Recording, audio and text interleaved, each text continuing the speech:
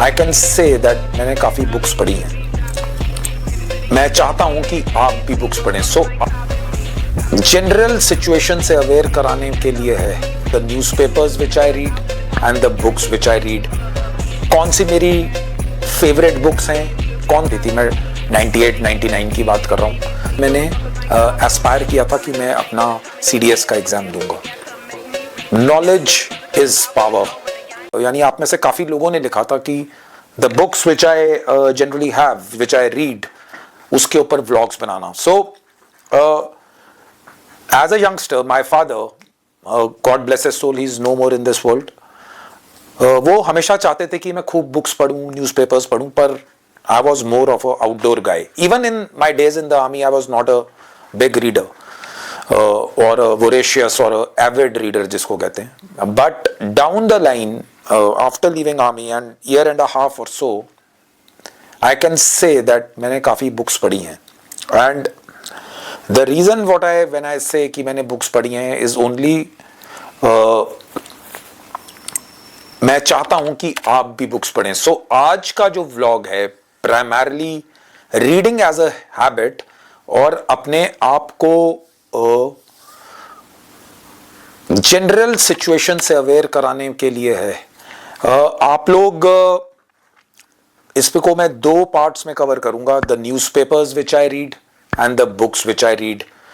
कौन सी मेरी favourite books हैं, कौन सी बुक्स मैं अभी पढ़ रहा हूं, and how do I read, and कैसे आप उसमें से what ever lessons you can drive, what ever genre, किस पर्टिकुलर लाइकिंग की आपको बुक पसंद है वो आप जान सकते हैं, and it will be beneficial for you. Reading is overall a good habit.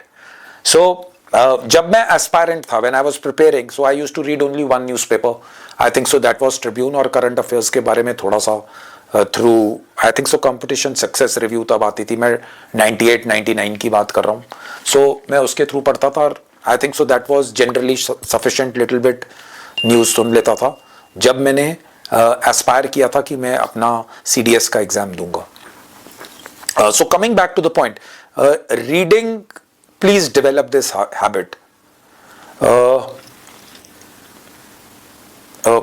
Knowledge is power. I am telling you, even if I have been in special forces, reading about various operations, campaigns, specifically to special operations, has empowered me.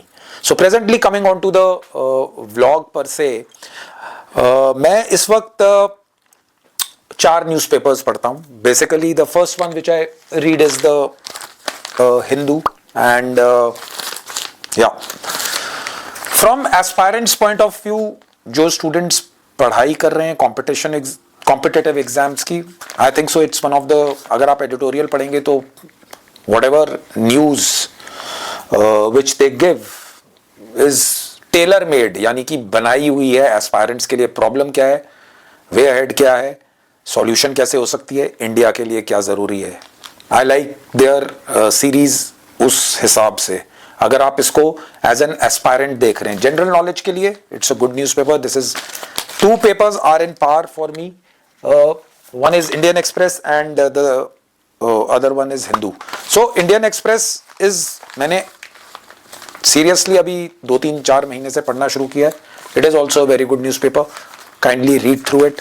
The other newspaper which I read is basically आपके Economic Times. This ये मैं पढ़ता हूँ because I am not a very great entrepreneur, but I try to learn whatever I get out of it.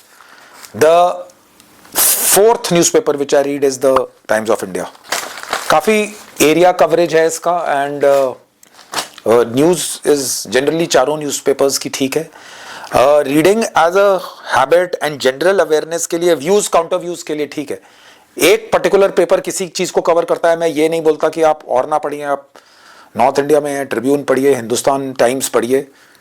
I am not promoting any newspaper, I am generally saying empower yourself with knowledge. आप चाहे अपने M को achieve करने की कोशिश कर रहे हैं, या आपको किसी से बात करनी है, your attributes and your capability should be, you should be able to speak, यानी आप नॉर्मल आदमी से भी बात कर सकें, and in case you have to interact with a bureaucrat और अ डिप्लोमैट, तो आप उससे भी इंटरैक्ट कर सकें. Knowledge has to be that good, यानी उसका स्फेयर पूरा अलग होना चाहिए. यानी you should be confident in expressing yourself.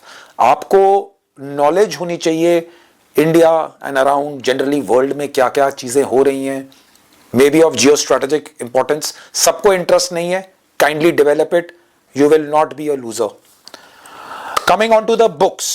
Now books, the kind of books, when I say books,